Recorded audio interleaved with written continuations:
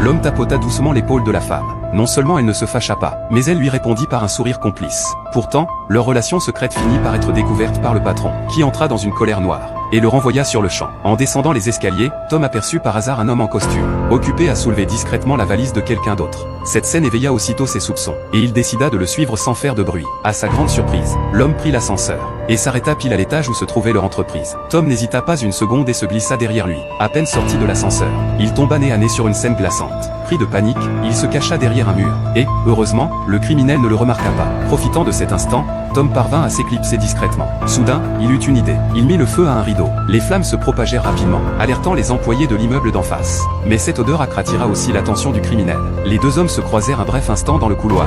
Mais le criminel, pressé par le temps, se concentra sur l'incendie qu'il réussit à éteindre, avant de faire signe aux voisins que tout était sous contrôle. Profitant de ce répit, Tom se faufila dans la salle de surveillance, puis modifia son badge pour obtenir un accès administrateur, désactivant toutes les autres cartes. Il détruisit ensuite le seul lecteur de cartes. Le criminel comprit rapidement qu'il était pris au piège. Alors que Tom pouvait désormais circuler librement dans l'entreprise, il se rendit au bureau du directeur, où ils essayèrent de deviner les intentions du malfaiteur. C'est alors qu'un bruit sourd retentit depuis le local technique. Le criminel était en train de forcer la porte de la salle des archives. Peu après, il coupa la vanne principale d'incendie, et entra dans la salle, valise à la main, prêt à détruire toutes les preuves.